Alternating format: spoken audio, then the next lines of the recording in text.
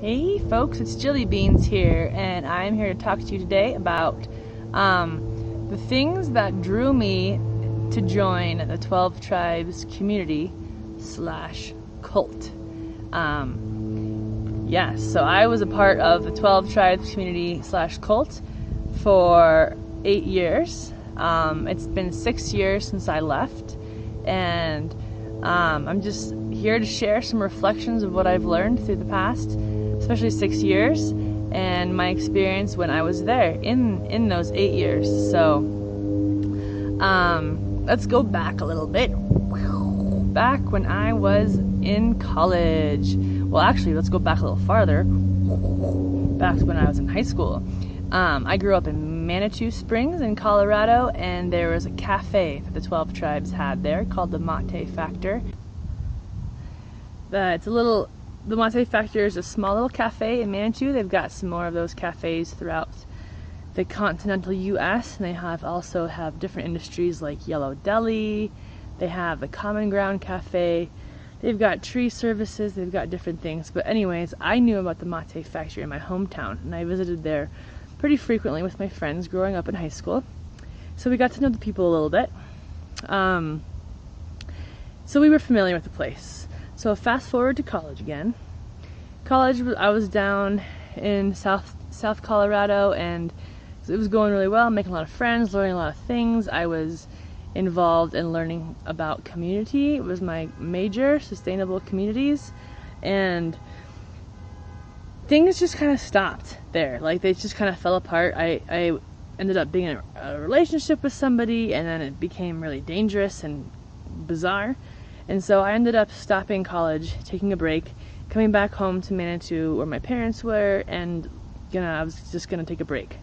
But when I moved, my life in my college kind of just dwindled, and so I was really in turmoil, and I didn't know what to do, and I was still trying to formulate my beliefs about the world and about myself. And I ended up going to the Mate Factor a lot to talk about what I was going through, and just to get their advice and to have somebody hear me who knew me. And so I ended up going more and more and more, and then I ended up going up to their house for Friday night celebrations, which they always invite guests to, and I went up to their house during the week, like to visit with the women and children. So I was getting more and more familiar with the people that were there, and they were all super kind, gentle, loving people, like authentically interested in me and who I was, interested in my story.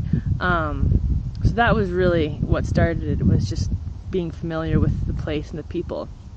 But when I was there, the things that really struck me was just their relationships to each other, and how kind they were, and how just considerate they were.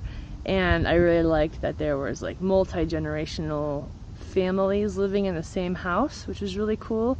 And seemed like everyone was really included. They all were very important to the community. I really liked the way they ate, the foods that they ate.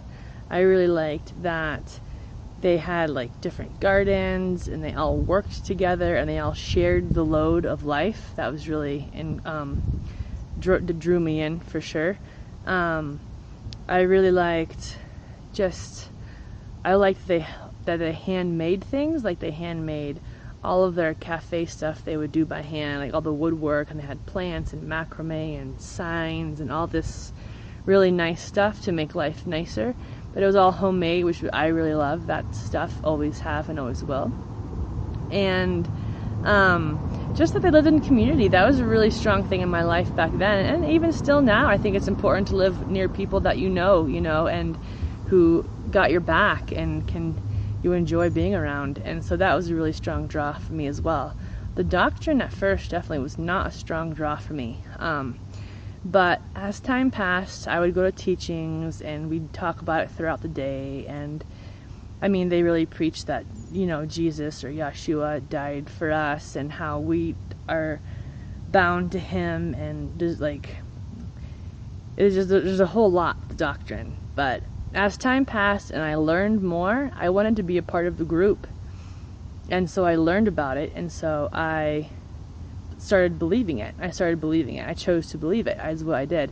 And but the more that I went, the more that I heard, and then at a certain point, it's hard to really go backwards, because the beliefs are in a way that if you believe here, if you go back, you can't believe anymore, really. You can have questions, but really the belief is here. And if they teach you more and you have to believe over here, then you have to go up there too. Like, and that's always how it is. Like, of course you have your own mind and your own brain and you can think differently, but if you want to be with the group, you have to think like the group.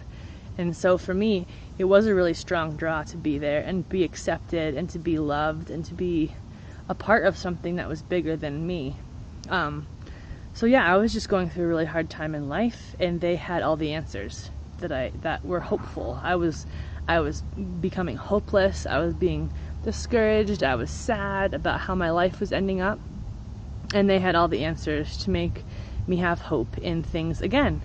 And that's what I wanted, so that's what I decided to do, and I continued to go there and continued to stay over longer and longer, and then at a certain point I decided that that's what I was going to do, is join the group.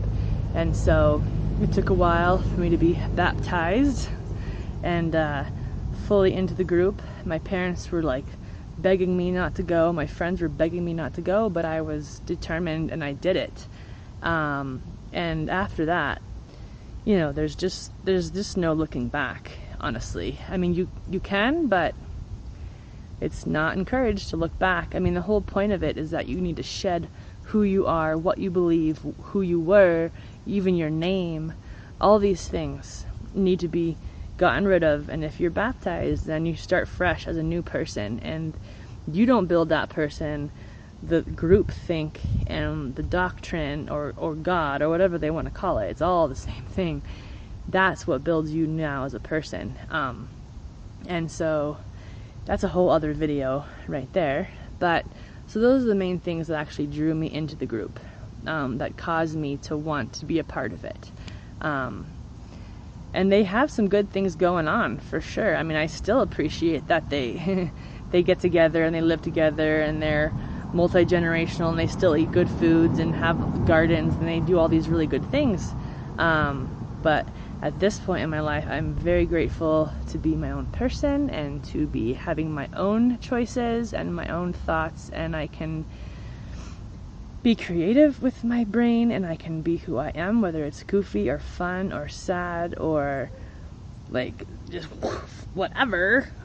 That's okay, you know what I mean? And in there you have to be someone else, and that's so I'm really glad to be here right now. And yeah, I guess that's it for the video right now. There's a lot of really cool things about that place, but there are also a lot of things that are not very obvious to the naked eye, and the longer you're there, the more you know.